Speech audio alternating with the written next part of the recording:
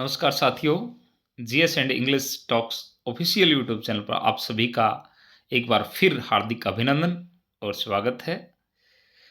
जैसा कि आप देख ही पा रहे हैं कि हमारी जीके को लेकर के, चाहे वो हरियाणा की हो, चाहे नेशनल हो, वो क्लास जो है दिन प्रतिदिन हमारी आती जा रही हैं। और ऐसे में ये श्रृंखला मेडिवल हिस्ट्री की चल रही है, जिसके अंदर हमने अब तक पाल वंश, गुर्जर प्रतिहार वंश, राष्ट्रकूट वंश कंप्लीट करके आपको दिए हैं।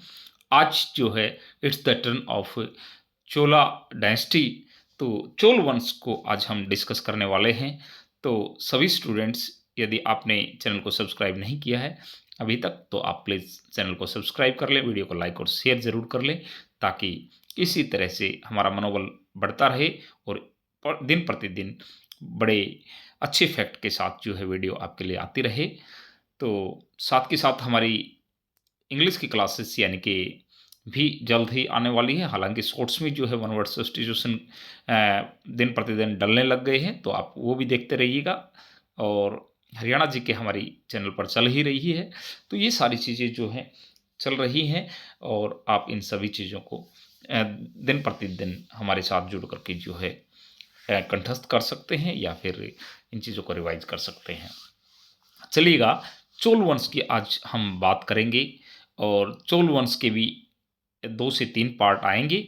आज हम पार्ट 1 की बात करेंगे, जिसमें स्लाइड 1 पर मैं सबसे पहले डिस्कस करने वाला हूँ कि तंजौर के चोल शासकों के रूप में प्रसिद्ध थे ये चोल।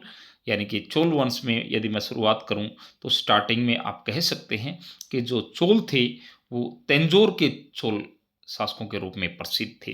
इनको तंजौर के चोल शासक कहा जाता था। यदि संस्थापक की बात करें, तो चोल वंश का संस्थापक जो है विजयपाल था।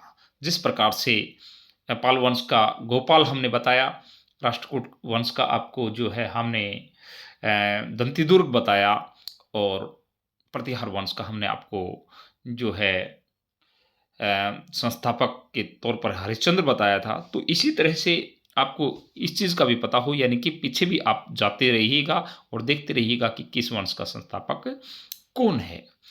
तो यहाँ विजयपाल रहेगा। सारी बातें यहाँ हम विजयपाल को लेकर के हम पीछे वाले सभी वंशों के संस्थापक को हम रिवाइज कर सकते हैं स्क्रीन पर रहते हुए। विजयपाल एक प्रकार से आप कह सकते हैं, इससे पहले पल्लवों का जो है सामंत था, और प्रसिद्ध शासक यदि चोल वंश के अंदर देखे जाएं, तो वो राज राजा और उसका पुत्र राजेंद्र जो है ये इम्पोर्टेंट रहे हैं। और राजेंद्र तृतीय जो है अंतिम चोल शासक है इस वंश का। और बाद में आप कह सकते हैं कि पांड्य शासकों ने चोल साम्राज्य को विजित कर लिया था। यानी कि पहले इनसे पल्लव आए, फिर उसके बाद चोल आ गए, और उसके बाद पांड्य आ गए। तो पांड्यों ने जो है इनके राज्य को विजित कर लिया था।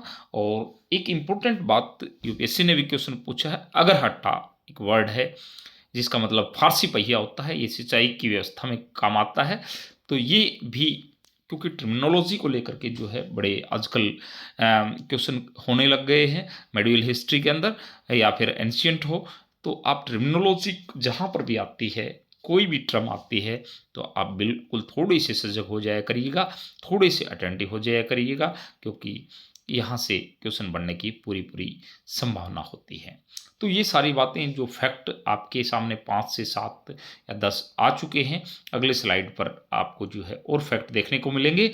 और ऐसे में राजराजा प्रथम जो पहला राजा है, इसके बारे में हम डिस्कस करेंगे।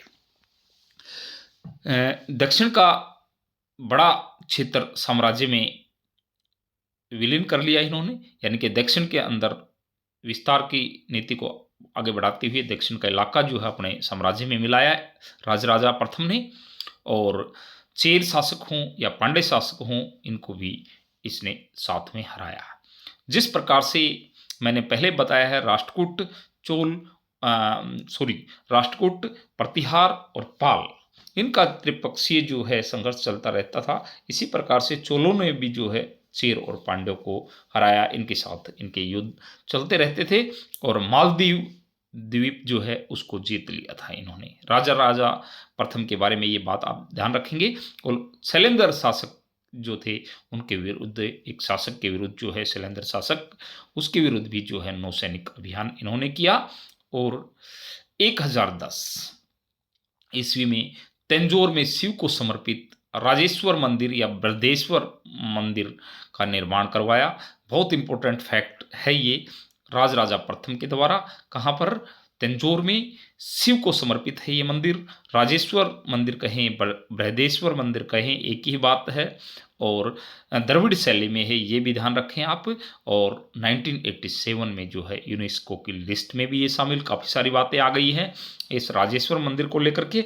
तो प्लीज़ इस बात को आप बहुत अच्छे से, यहाँ क्वेश्चन बनने की संभावनाएं या पॉसिबिलिटी आप कह सकते हैं कि बहुत ज़्यादा है, तो यहाँ थोड़े से आप सजग होकर के इन चीज़ों को देखिएगा। यह चोल साम्राज्य का सबसे बड़ा मंदिर है, ये भी इम्पोर्टेंट बात इसको लेकर के। बृहदेश्वर मंदिर को लेकर के नई जो है राजस्व प्रणाली विकसित की इन्होंने। एक और कमाल की बात ये है कि राजराजा प्रथम है, इन्होंने एक जो है राजस्व प्रणाली विकसित की थी और भूमि का पूरा जो है सर्वेक्षण करके ही ये जो है राजस्व का आकलन किया जाता था। ये भी अच्छी बात है, बहुत इंपॉर्टेंट बात भी है, तो इसको आप अच्छे से देखेंगे। और यदि इनके बात की जाए तो उल्कानाड पेरुमल, ध्यान रहे, उल्कानाड पेरुमल एक उपाधि है, ये धरती को मापने वाला या नापने वाला, इसकी उपाधि इनको दी जाती है। आपसे यही पूछ लिया जाएगा उल्कानाड पेरुमल का मतलब क्या है। यही टर्मिनोलॉजी जो है, यही टर्म हमें दुखी कर सकती है, परेशान कर सकती है। मुमिदी चोल की उपाधि भी इन्होंने धारण की।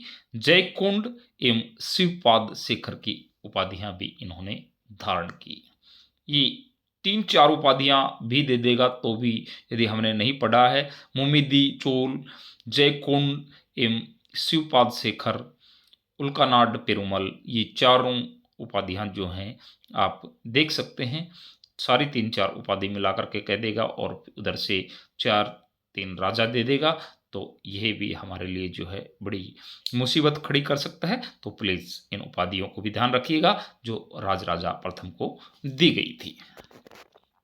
चलिए अब हम बढ़ते हैं आगे और देखते हैं दूसरा राजा राजेंद्र प्रथम।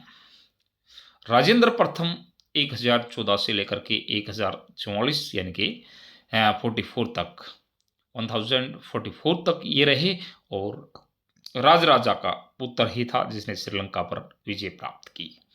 राजेंद्र प्रथम राजराजा का ही पुत्र था, काफ़ी शक्तिशाली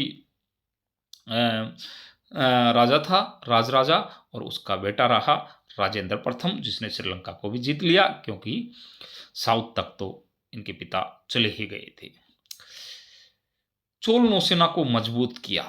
वेरी इंपॉर्टेंट बात ये भी कि चोल नौसेना जो है उसको मजबूत किया और बंगाल की खाड़ी जो है उसको चोल झील में परिवर्तित कर दिया। बहुत बार क्वेश्चन पूछ लिया जाता है, चोल झील जो है के रूप में बंगाल की खाड़ी को किस राजा ने जो है परिवर्तित कर दिया था, ये भी बहुत इंपॉर्टेंट बात है। ये आगे एक और इम्पोर्टेंट जो है क्वेश्चन बनने वाला है, ये कि गंगईकोंड चोल की उपाधि इन्होंने धारण की और गंगईकोंड चोलपुरम नगर की स्थापना की। उपाधि और नगर दोनों को देख लीजिएगा, ये राजेंद्र प्रथम के लिए हैं, दोनों के दोनों वर्ड। गंगईकोंड चोल ये उपाधि और गंगईकोंड चोलपुरम नगर की स्थापना। बहुत विद्वान व्यक्ति था, राजा था, और इस कारण से इसको पंडित चोल के रूप में जो है जाना जाता है। प्रसिद्ध है ये पंडित चोल के रूप में। और इसने जो है स्थानीय स्वशासन की, थोड़ा सा मिसप्रिंट है, ठीक कर लीजिएगा, इसने स्थानीय स्वशासन की शुरुआत की। तो ये भी इम्पोर्टेंट बात है, स्थानीय स्वशासन चोलों के टाइम में आ गया था। हालांकि हम आगे चल कर के अंग्रेज शासन में पढ़ते हैं, जो है वो जो है बाद की बातें हैं। इससे पहले चोल जो है स्थानीय स्वशासन की नींव रख चुके थे। आगे हम रिपन को पढ़ते हैं, या फिर और कार्निवालिस हैं, या फिर काफ़ी सारे जो हैं अलग-अलग जो है ज़मीन को लेकर के काफ़ी सारे बंदोबस्त आएँगे। लेकिन स्थानीय स्वशासन की बात यदि हम करें तो चोल वंश से ही इसकी नींव पड़ गई थी। तो आज के लिए इतना ही। अभी 1-2 क्लास और लगेगी और चोल वंश का जो है इसका हम कला और वास्तुकला, इसका साहित्य, इसका प्रशासन, सारी चीज़ों को देखते हुए और फिर हम चोल वंश को बहुत अच्छे से जो है इसके सभी फैक्ट को एक कंसेप्ट बनाएँगे और उसके अंदर फैक्ट को जो है हम इसी तरह से समेटते चले जाएँगे। बहुत अच्छे से समय ज़रूर लगेगा आपको धीरे-धीरे, लेकिन सारी चीज़ें बिल्कुल आपके टिप्स पर होंगी, सारी चीज़ें कंपाइल करके आपको दे दी जाएँगी। तो हमारे साथ इसी तरह आगे बढ़ते रहिएगा। इसी के साथ thank you very much, thank you all of you. आज के लिए इतना ही, बने रहिएगा। मिलते हैं नेक्स्ट वीडियो में किसी नए टॉपिक के साथ।